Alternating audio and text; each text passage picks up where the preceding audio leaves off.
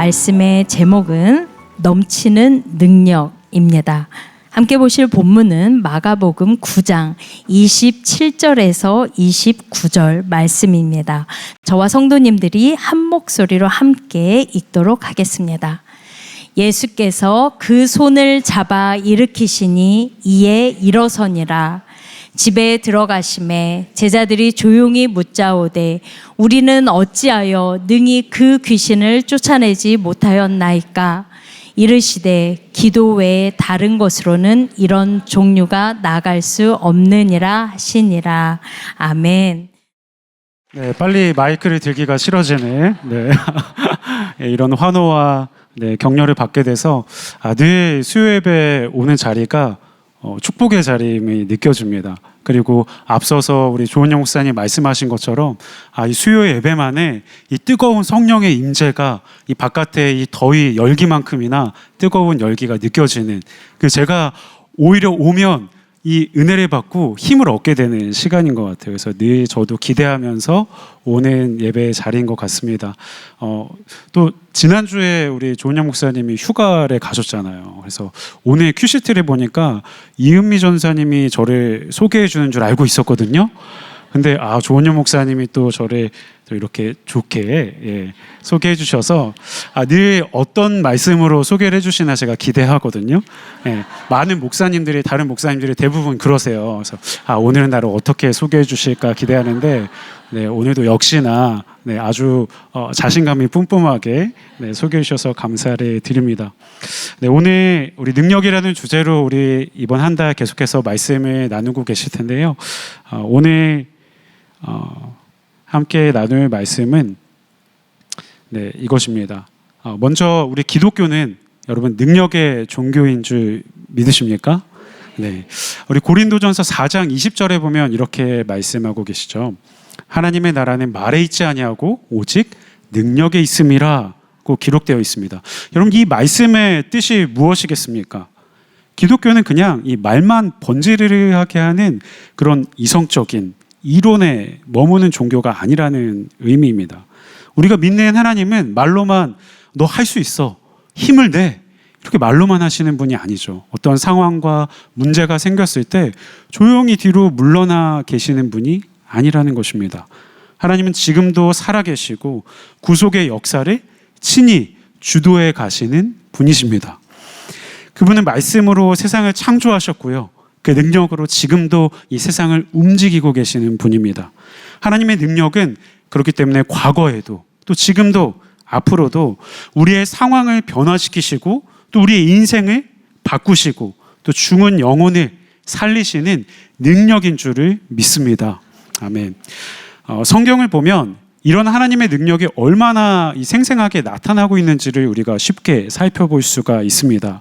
예를 들어 보면요, 이 베드로가 성전 미문 앞에서 기도했을 때 어땠나요? 그 앞에 앉아있던 나면서부터 한 번도 걸어보지 못했던 안진뱅이가 일어나게 됩니다. 사도 바울이 설교하다가 그 설교 중에 3층에서 떨어져 죽었던 청년이 있었죠. 유두고라는 청년을 바울이 기도해서 살려냅니다. 모세는 또 어땠습니까?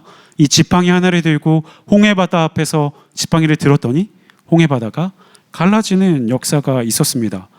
그 지팡이로 반석을 치니까 물이 솟아나왔고요. 또 그 지팡이를 던지니까 뱀이 되는 놀라운 기적이 일어났습니다. 여러분, 우리가 또 사사기 시리즈 설교를 듣고 있는데 아직 나오진 않았지만 삼손은 어떻습니까? 이 나귀턱뼈. 여러분, 나귀턱뼈가 얼마나 약한지 모르시죠? 근데 그 턱뼈로 1000명을 쳐 죽이게 됩니다. 그리고 삼갈은, 이 농부였던 삼갈은 소를 모는 막대기로 600명의 적을 이기게 되죠. 또 여호수아는 어떻습니까? 믿음으로 요단강을 멈추었었고요. 또 심지어 태양까지 멈추게 만듭니다. 여러분, 지금까지 이 단편적인 이런 성경의 기적들을 우리가 성경에서 만나보았을 때 이것은 단지 상징이나 비유가 아니라는 것을 아시죠? 여러분, 이것은 역사적 사실로 기록되었다는 것입니다. 참으로 놀라운 능력이지 않습니까? 여러분, 이것이 정말 실제로 일어났다는 사실임을 믿으십니까? 네, 여러분이 믿을 수 있는 것은 하나님이 주신 은혜예요. 이것이 믿어진다는 것은. 왜냐하면 이 세상적인 기준으로 보면요, 세상 사람들의 눈으로 보면 그들의 어떤 상식이나 과학적인 어떤 논리적인 상식으로 봤을 때 이 성경의 이야기가, 특별히 이러한 기적들이 얼마나 허무맹랑한 이야기로 비춰질지 모릅니다. 그래서 때때로 생각해 보면 이 기독교인들을 비웃고 조롱하는 사람들이 있다는 것이 이해가 되기도 합니다.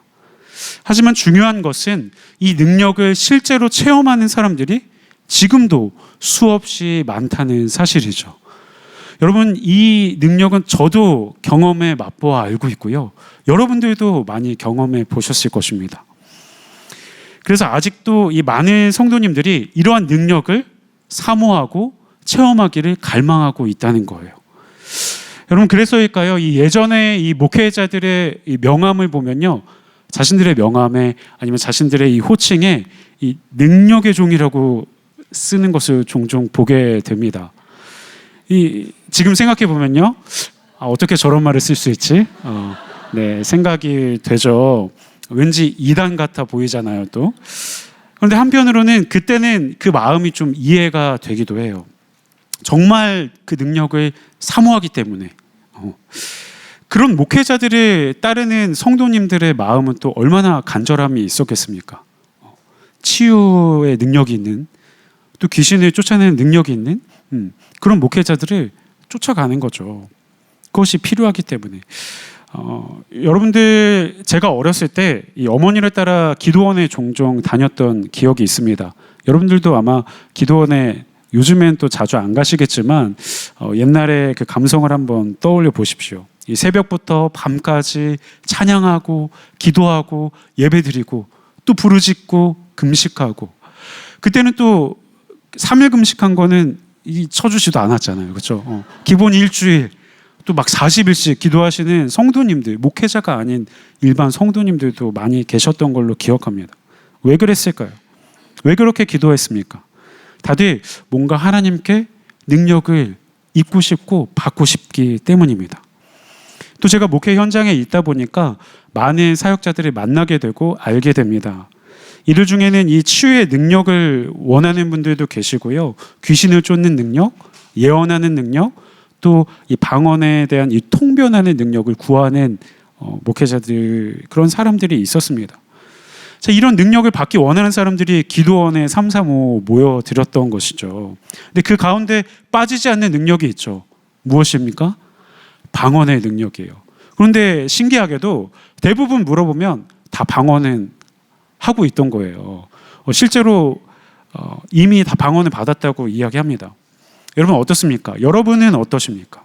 이 하나님이 주신 능력, 어떤 것을 갖고 계십니까? 방언은 받으셨습니까? 자, 기독교는 아까 이야기했죠. 능력의 종교라고 했는데 여러분에게는 어떤 능력이 있으십니까? 어떤 능력이라도 내게 있다고 하면 지금 좀 안도의 한숨을 쉬시는 분들이 계실지 모르겠어요. 그 능력을 주신 하나님께 감사하면 될 일이죠. 여러분, 저도 이 개인적으로 구하는 능력이 있습니다. 바로 이 가르침의 능력입니다. 저는 제게 이 맡겨진 양들에게 좀 잘 가르치고 싶어요. 근데 늘 아쉬운 것이 무엇이냐면 우리가 갖고 있고 우리가 알고 있는 이 복음이요, 너무나 귀중하고 참 좋은 진리의 말씀인데 이 복음이 저는 세상의 어떠한 철학과 사상과 논리에 견주해봐도 뒤처지지 않는 보배로운 말씀이라고 믿습니다. 그런데 때로 이 보배를 제가 잘 가공하고 잘 보여드리지 못할 때가 있는 것 같아요. 그런 아쉬움과 안타까움이 늘 있습니다. 그래도 가르침의 능력을 하나님께 계속 제가 구하고 있기 때문에 언젠가는 하나님께서 저에게 놀라운 어떤 특별한 은혜를 주시지 않을까 생각합니다. 그래서 저는 그 능력을 계속 사모하면서 기도하고 있어요. 여러분, 제가 오늘 왜 계속해서 이 능력에 대해 말씀드렸을까요? 바로 오늘 본문을 통해서 이 넘치는 능력에 대한 이야기를 해보려고 합니다. 능력이라는 것은, 여러분, 이 능력이라는 말을 딱 들었을 때 어떻습니까? 참 귀하고 좋은 것이다 라는 인상을 받게 되죠. 저는 오늘 이 자리에 있는 여러분 모두가 이 하나님께서 각자에게 꼭 맞는 가장 좋은 능력을 주시기를 주님의 이름으로 소망합니다. 하지만 우리가 기억해야 할 것이 있습니다. 이 능력이요, 너무 넘쳐나게 되면 우리에게 어떤 부작용을 가져올 수 있다는 거예요. 오늘 본문은 이 귀신 들린 아들을 둔 한 아버지의 이 간절한 이야기에서 시작하고 있습니다. 사실 오늘 본문은 이 14절부터 시작되고 있는데요. 이 아버지가 아들을 데리고 예수님의 제자들에게 찾아옵니다. 고쳐달라고 간절히 요청하고 있는 거예요. 그런데 결과가 어떻습니까? 고치지 못하는 겁니다. 제자들이 실패했어요. 아무 일도 일어나지 않는 거예요. 자, 그럼 왜 이 아버지는 예수님이 아니라 제자들에게 찾아왔을까요? 사실 그 이유는 매우 단순합니다. 그때 예수님께서 그 자리에 안 계셨어요. 이 변화산에 올라가 계셨기 때문입니다. 예수님이 이 베드로와 요한과 야고보 이 세 제자만 데리고 산에 올라가셨어요. 그리고 그곳에서 하나님의 영광을 드러내는 이 광채나는 모습으로 변화되셨죠. 거기서 베드로는 감격에 겨워서 이렇게 이야기하잖아요. 주님, 여기 있는 것이 좋사오니 여기에 초막 셋을 짓고 내가 영원히 거하고 싶습니다. 이렇게 이야기합니다. 그만큼 거기에는 하나님의 놀라운 이 영적 임재와 능력이 충만했던 거예요. 하지만 바로 그 순간에 이 산 아래에서는 전혀 다른 일이 벌어지고 있었다는 것이죠. 아버지는 귀신 들린 아들을 데리고 왔고 제자들에게 이 고쳐달라고 부탁하고 있는데 이 제자들이 아무리 노력해도 아무 일도 일어나지 않았던 거예요. 여러분, 참 대조적이지 않습니까? 산 위에서는 예수님의 영광이, 그 권능이 폭발하고 있는데 산 아래에서는 제자들의 이 무능력함이 그대로 드러나고 있다는 사실입니다. 마가복음 우리 9장 18절 말씀을 한번 읽어보겠습니다. 상황이 이렇게 묘사되고 있어요. 아들이 어떠했는지. 자, 함께 읽어보겠습니다. 귀신이 어디서든지 그를 잡으면 거꾸러져 거품을 흘리며 파리해져 그 제자들에게 내쫓아달라고 했으나 그들이 능히 하지 못하더이다. 아멘. 여러분, 이 아이의 상태를 보십시오. 정말 비참한 상태입니다. 발작을 일으키고 거꾸러져서 거품을 흘리고 이를 갈고 있는 모습. 여러분, 이것이 여러분 자녀의 모습 중에 저 중에 한 가지의 모습만 있다고 하더라도 가만히 계실 수 있겠습니까? 온갖 병원에 온갖 좋은 의원들에게 찾아가지 않겠어요? 바로 기도하고 기도원으로 달려갔을 것입니다. 여러분, 이것은 단순한 질병이 아니라 이 아이와 가족의 삶을 송두리째 흔드는 엄청난 고통이었다는 거예요. 그 모습을 보고 이 제자들이 가만히 있을 수 없었겠죠. 어떻게 했습니까? 제자들은 예수님의 이름을 외쳤을 거예요. 손도 얹고 기도도 해봤을 것입니다. 하지만 여전히 아이는 뒹굴고 아무 일도 일어나지 않았다는 거예요. 그 눈앞에 벌어지는 현실 앞에서 제자들은 속수무책으로 있을 수밖에 없었습니다. 그때 예수님이 오시죠. 그리고 어떻게 하십니까? 말씀으로. 그 말씀 한마디로 그 아이를 고쳐주십니다. 아이가 온전해지고 아버지는 기쁨에 겨워서 눈물을 흘렸을 거예요. 사람들은 놀라서 이 하나님을 찬양하기 시작했을 겁니다. 역시 우리 예수님은 능력의 주님이시구나. 그래서 우리들도 이 능력의 주님을, 그 예수의 이름을 부르는 자는 복이 있다고 말씀하고 있지 않습니까? 왜냐하면 그 이름에는 능력이 있고 생명이 있고 회복이 있기 때문입니다. 우리가 아까도 그 이름을 찬양했잖아요. 능력, 생명, 주께 있음을 고백했습니다. 여러분, 그런데 이 찬양의 순간에 매우 씁쓸하게 바라보는 사람들이 있었어요. 누구겠습니까? 9명의 제자들이었어요. 마음에 찜찜함이 있었죠. 바로 이 불쌍한 아이를 왜 우리는 고치지 못했을까? 제자들은 그런 자책감과 부끄러움과 또 그 혼란 속에서 조용히 예수님께 질문합니다. 그리고 예수님께서 그 질문에 대해 답하시는 것이 바로 오늘 본문의 내용입니다. 우리 본문 말씀을 다시 한번 읽어보겠습니다. 예수께서 그 손을 잡아 일으키시니 이에 일어서니라. 집에 들어가심에 제자들이 조용히 묻자오되 우리는 어찌하여 능히 그 귀신을 쫓아내지 못하였나이까. 이르시되 기도 외에 다른 것으로는 이런 종류가 나갈 수 없느니라 하시니라. 아멘. 자, 제자들은 부끄러워서 크게 묻지도 못했습니다. 그저 조용히 물어봤어요. 예수님, 저희들은 왜 귀신을 쫓아내지 못했습니까? 여러분, 정말 제자들이 궁금했던 것 같아요. 그래서 참지 못하고 그 상황 속에서 조용히 물었던 것이죠. 이 질문에 대해 예수님께서 단호하게 대답하십니다. 기도 외에는 이러한 종류가 나갈 수 없느니라. 여러분, 매우 유명한 말씀이죠. 여러분 잘 알고 계실 겁니다. 그래서 많은 사람들이 그토록 이 말씀을 붙들고 기도하자고 하는 것이죠. 자, 이런 종류가 나가게 해달라고. 무엇입니까? 다른 말로는 능력을 받게 해달라고, 주님의 능력이 나타나게 해달라고 기도하는 것입니다. 그런데 여기서 저는 한 가지 의문이 듭니다. 정말 제자들이 무엇을 했기에 기도하지 않았을까요? 여러분, 귀신 들린 아버지가 아이를 데리고 왔어요. 그리고 그 아이 앞에서 여러분, 제자들이 무엇을 했겠습니까? 그 앞에서 부적을 써주고 주문을 외우고 춤을 췄겠습니까? 아무리 그 상황이 당황스러웠을지라고 하더라도 제자들이 이상한 행동을 하진 않았을 거예요. 바로 하던 대로, 그 이전에 하던 대로 예수님의 이름을 부르고 기도했을 것이라는 겁니다. 여러분, 생각해 보십시오. 이 제자들이 누구입니까? 이스라엘 사람들입니다. 이스라엘 사람들은 이미 기도가 우리보다도 더 생활화되어 있던 사람이에요. 정해진 시간에 기도했던 사람들입니다. 더군다나 이들은 예수님의 제자였잖아요. 예수님께서 배운 게 무엇이겠습니까? 늘 예수님은 시시때때로 기도하는 모습을 제자들에게 보여주셨습니다. 그러니 귀신 들린 아이가 찾아왔을 때 제자들도 분명히 기도했을 거예요.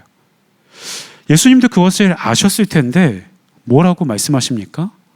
제자들에게 기도를 해야지라고 말씀하시는 거예요. 여러분, 의아하게 들리시겠지만 예수님은 여기서 한 가지 분명한 사실을 말씀하고 계신 것입니다. 제자들아, 너희들은 기도하지 않았다. 너희가 한 것은 기도가 아니다 라고 말씀하고 계시는 겁니다. 여러분, 그렇습니다. 제자들은 기도하지 않았던 거예요. 혹시 그들이 소리를 내서 하나님께 구하는 이 기도와 비슷한 행위를 했을지 모르겠습니다. 하지만 그것은 기도가 아닙니다. 예수님은 그것이 기도가 아니다라고 오늘 선언하고 계신 거예요. 여러분, 그러면 기도가 무엇입니까? 기도는 내게 능력이 없음을 인정하는 것으로부터 시작하는 것입니다.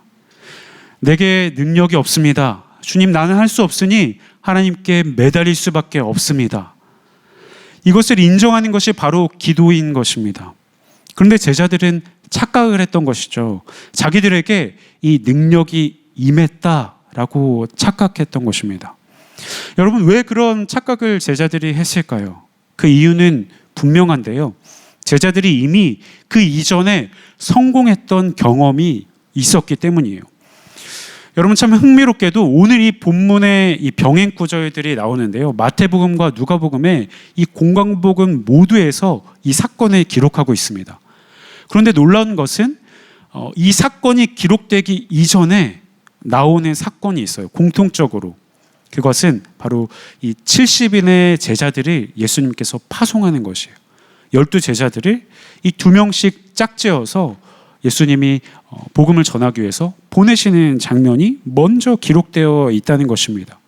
그때 예수님께서 제자들에게 귀신을 제어하고 병을 고치는 능력을 주셨다고 기록하고 있습니다. 우리 누가복음 9장 1절에서 2절 말씀을 함께 읽겠습니다. 예수께서 12제자를 불러 모으사 모든 귀신을 제어하며 하나님의 나라를 전파하며 앓는 자를 고치게 하려고 내보내시며. 자, 예수님께서 권세를 주셨고 능력을 주셨어요. 제자들이 실제로 마을에 들어가서 기도를 하니까 귀신이 떠나가고 병이 고쳐지는 능력이 나타났던 거예요. 여러분, 너무나 놀라운 일이 아니었겠습니까? 그동안은 예수님이 하시는 것만에 보기만 했던 이 제자들이 이제 실제로 예수님의 이름으로 귀신을 쫓아내는 거예요. 병을 고치는 거예요. 여러분이 그 제자들이었다면 어떻겠습니까? 이 선교를 나가서, 내가 전도하러 나가서 실제로 이런 능력들이 나타난다면 얼마나 신이 나겠습니까? 그 신나서 예수님께 돌아와서 이 제자들이 보고하는 것이 성경에 그대로 기록되어 있습니다. 이 제자들은 흥분한 상태였어요. 흥분을 감출 수가 없었던 것입니다. 그들에게 임한 이 넘치는 능력이 아주 감격적이었을 것입니다. 그런데 그것이 너무나 넘쳐서 이 제자들이 한 가지를 착각해버린 것이죠. 귀신을 쫓는 능력이 내게 임했구나. 예수님이 나에게 주셨구나. 그 능력이 이제 나한테 내재되어 있구나 라는 착각을 했던 것입니다. 제자들은 그런 과거의 이 성공에 도취된 채 이 정도는 내가 이전에 해봤지, 이제 이건 내가 할 수 있는 것이지, 그런 자신감으로 임했다는 거예요. 그런데 그 순간에 능력은 사라지고요, 참된 기도도 사라지고 하나님을 향한 의존도 사라지게 됩니다. 여러분, 이 능력이 넘치다 못해서 이런 마음을 갖게 되면요, 그것은 더 이상 기도가 아니게 됩니다. 여러분, 기도가 무엇이라고 했습니까? 기도는 내게 능력이 없음을 인정하는 것에서 시작된다고 했습니다. 그렇게 구하는 것이 내게 능력이 없음을 고백하고 구하는 것이 기도라는 것입니다. 예수님은 오늘 그 제자들에게 이 사실을 알려주고 싶으셨던 거예요. 너희들에게 능력이 없다는 것을. 능력은 하나님에게서 온다.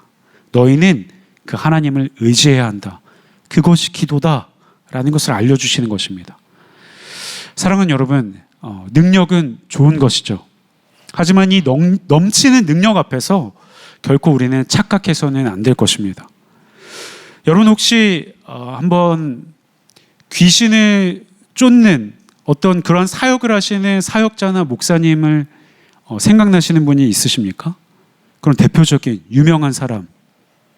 근데 그것이 머릿속에 떠오른다면 그것은 틀린 것입니다.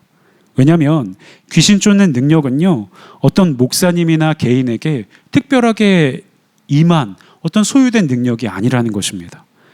여러분도 기도하면 그런 하나님의 놀라운 능력이 나타날 수 있다는 것입니다. 혹시 병을 고치는데 딱 떠오르는 목사님이 계십니까? 그건 역시 틀렸습니다.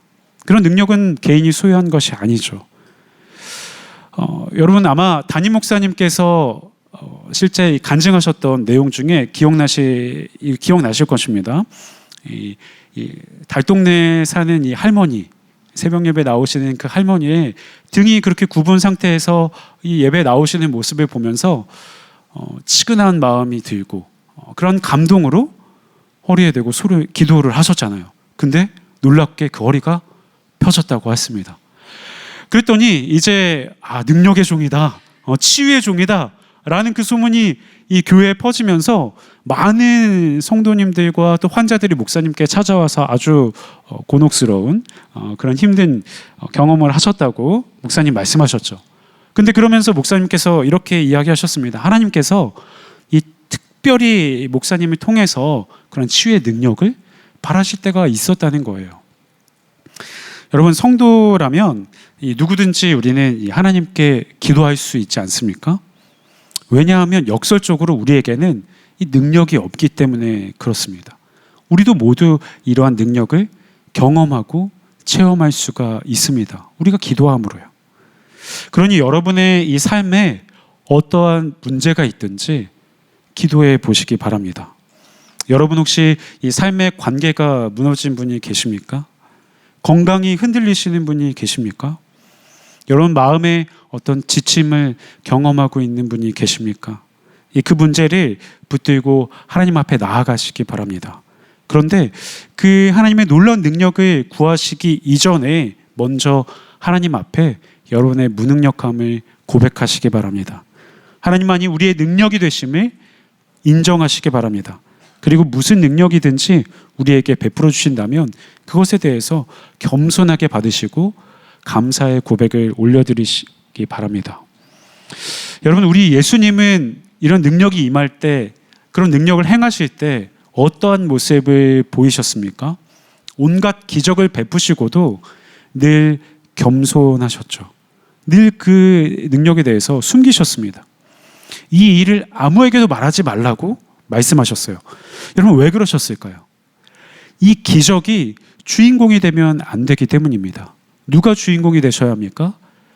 기적을 일으키시고 베푸시는 하나님이 주인공이시기 때문입니다. 여러분, 우리가 오해하지 말아야 된다는 거예요. 또 우리가 쉽게 오해하는 부분이 있습니다. 기도에 대해서.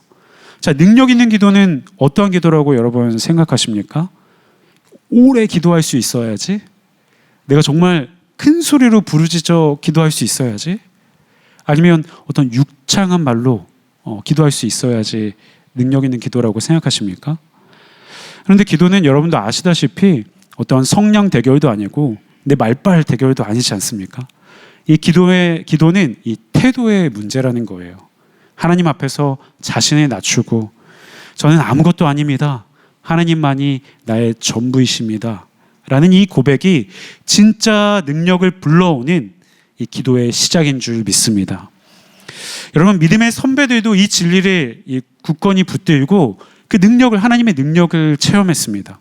19세기에 영국의 유명한 설교자였던 찰스 스펄전도 이렇게 이야기했습니다. 기도는 무력한 자의 무기이며 강한 자의 힘입니다.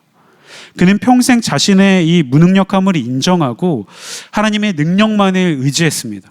또한 20세기 웨일즈의 이 부흥을 이끌었던 에반 로버츠는 이 부흥회 때마다 주님, 나를 구부러뜨리소서라고 기도했습니다. 이 자신을 낮추고 하나님만을 높이는 것이 이 참된 능력이 임하는 비결임을 그는 알았던 것입니다. 자, 우리나라의 이 평양 대부흥 운동의 성도님들도 마찬가지였습니다. 일제강점기의 이 억압과 절망 속에서도 오직 기도로 이 하나님의 놀라운 능력을 체험했습니다. 그들은 자신들의 이 무력함을 철저히 인정하고 오직 하나님의 능력만을 의지했던 거예요. 여러분, 그렇다면 이 오늘날의 교회는 어떻습니까? 혹시 오늘날의 교회는 우리는 이 제자들처럼 이 과거의 성공의 경험에 도취된 채 기도하고 있지는 않습니까? 지난번에 기도했을 때 내가 이런 응답을 받았으니까 이번에도 당연히 하나님 응답해 주실 거야. 그리고 우리 교회는 이 기도하는 교회니까 우리에게는 이 기도의 능력이 있어. 나는 기도를 많이 하는 사람이야.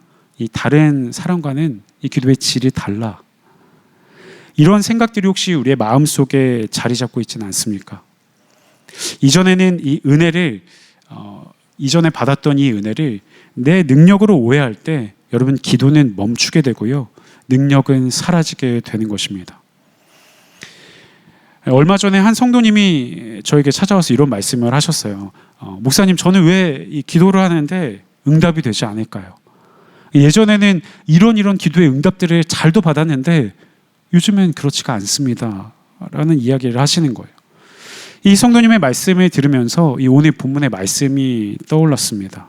혹시 그 성도님도 이 과거의 기도의 응답의 이 경험에 의존하면서 그냥 기도하고 계신 것이 아닐까? 지금 이 순간 이 하나님 앞에 무릎 꿇고 자신의 무능력함을 인정하는 이 참된 기도를 드리고 계신 것일까? 그런 생각이 들었습니다. 여러분, 기도는 어떤 과거의 경험이나 이 공식으로 우리가 하는 것이 아닙니다. 지금 이 순간 하나님 앞에 간절한 마음으로 나아가야 한다는 것이죠. 매번 새롭게 자신의 한계를 인정하고 하나님만을 의지하는 것이 참된 기도라는 것입니다. 여러분, 현대 교회에서 이 종종 볼 수 있는 이 잘못된 이 능력에 대한 관점들이 있습니다. 먼저는 이 능력을 개인의 소유물로 착각하는 것이죠. 나에게는 어떤 치유의 은사가 있어. 경험이 있을 수 있습니다. 나는 예언의 능력이 있어 하면서 마치 자신이 그 능력의 주인인 양 생각하는 것입니다. 착각하는 것이죠. 또 그러다 보니까 이 능력을 과시하려는 어떤 욕구와 유혹을 받게 됩니다. 이 SNS에 기도 응답에 대한 이런 간증을 올리거나 주위 성도들에게 간증을 하는 것처럼 자랑을 하는 모습을 보게 됩니다. 또 그것이 더 나아가면 어떻습니까? 이 능력을 공식화하려는 시도들이 보이게 됩니다. 이렇게 기도하면 반드시 응답을 받는다. 이런 방법으로 하면 하나님의 능력을 경험할 수 있다. 라는 어떤 그런 것들을 공식화하면서 이 하나님의 주권을 제한하려 든다는 것입니다. 여러분, 그렇다면 이 하나님이 기뻐하시는 참된 능력은 어떤 것이겠습니까? 우리가 앞서 계속 살펴보았지만 먼저는 이 겸손함이 우리에게 능력이 된다는 것입니다. 능력을 받을수록 더욱 겸손해져야 된다는 거예요. 이 모세가 시내산에서 내려올 때 어땠습니까? 그 얼굴에서 광채가 났어요. 근데 모세는 자신은 그것을 알지 못했어요. 주위 사람들이 이야기해서 그 얼굴을 가리게 되지 않았습니까? 참된 능력을 받은 사람은요, 자신이 그런 능력자라고 생각하지 않는다는 거예요.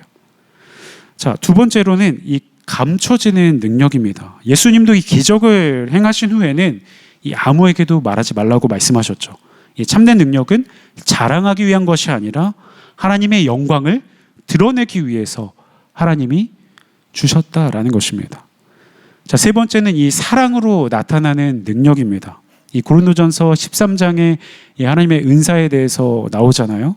바울이 이 방언과 예언과 어떤 믿음의 능력에 대해서 이야기하지만 거기에 무엇이 없으면 아무것도 아니라고 합니까? 사랑이 없으면 아무것도 아니라고 했습니다.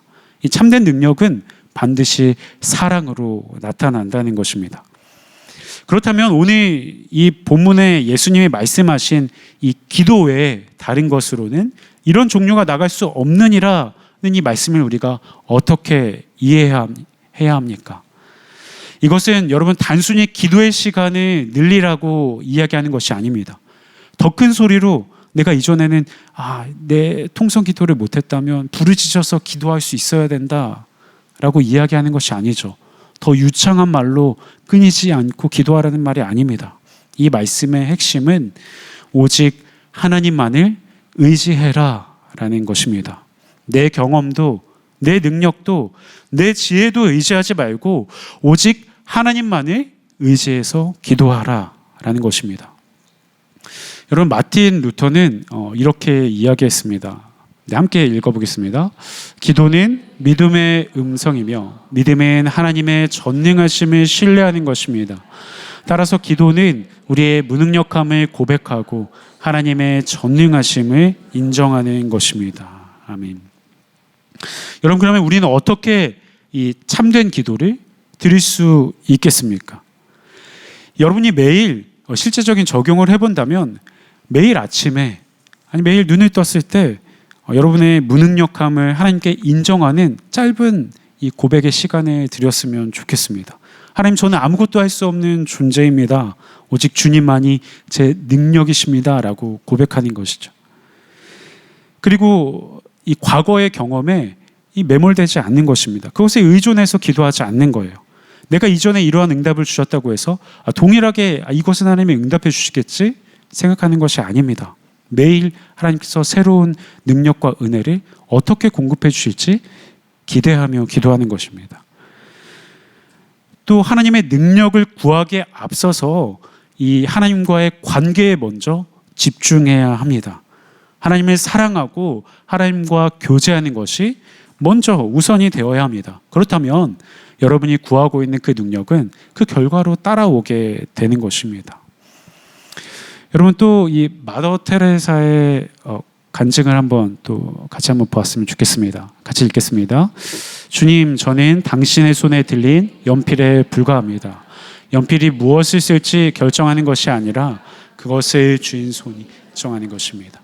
제가 할 수 있는 것은 그 손에 순종하는 것뿐입니다. 아멘. 이 마더 테레사는 평생 이 캘커다의 가장 가난한 사람들을 섬겼습니다. 그녀에게는 이 놀라운 사랑의 능력이 있었어요. 그런데 그 능력을 가진 마더 테레사가 이렇게 고백하고 있다는 것이죠. 참된 능력자의 고백은 이렇다는 것입니다. 자신은 도구에 불과하고 모든 능력은 하나님으로부터 나온다는 것을 분명히 인정하는 것입니다. 사랑하는 여러분, 오늘날에도 우리에게 이러한 일들이 많이 펼쳐집니다. 그렇다면 하나님께서 주신 이 능력을 우리는 어떻게 사용해야 되겠습니까? 항상 하나님께 이것을 통해서 영광을 돌려야 되고요. 그 능력을 통해서 다른 사람을 섬길 수 있어야 한다는 것입니다. 나에게 어떤 치유의 은혜가 임했다면, 내게 어떤 경제적인 문제를 또 관계적인 문제를 돌파해내는 힘이 생겼다면, 그런 것들을 경험하고 체험하는 능력을 받았다면 그것을 통해서 다른 사람을 섬길 수 있어야 한다는 것입니다. 사랑하는 여러분, 오늘 말씀을 통해서 우리가 붙잡아야 할 분명한 진리는 이렇습니다. 기독교는 능력의 종교라고 말씀드렸죠. 그런데 여기에는 이 한 단어가 꼭 붙어야 된다고 생각합니다. 기독교는 이 하나님의 능력의 종교입니다. 우리는 그 능력의 소유자가 아니라 단지 통로일 뿐이라는 사실입니다. 능력의 주인은 오직 하나님이십니다. 제자들이 실패한 이유는 기도하지 않아서가 아니라 잘못된 기도를 했기 때문입니다. 자신들에게 능력이 있다고 착각했고 그 능력에 의존한 기도를 했기 때문에 그들은 실패를 경험했죠. 참된 기도는 자신의 무능력함을 인정하고 오직 하나님만을 의존하는 것입니다. 이런 기도를 드릴 때 우리가 하나님의 능력을 경험할 수 있게 됩니다. 여러분도 혹시 이 과거에 이 성공 경험에 의존해서 기도했다면 이제는 다시 그 기도를 바꾸시기를 바랍니다. 내게 어떤 능력이 있다고 착각하고 계셨다면 오늘부터 다시 그 기도를 바꾸시기를 바랍니다. 매일 아침 하나님 앞에 무릎 꿇고 자신의 무능력함을 고백해 보십시오. 그리고 오직 하나님만을 의지한다고 고백하며 기도해 보십시오. 그 기도를 드리는 순간에 하나님의 능력이 여러분의 삶에 놀랍게 임하게 될 것입니다. 여러분, 그 능력은요, 여러분을 교만하게 만들지 않고요, 오히려 더 깊은 겸손으로 이끌 것입니다.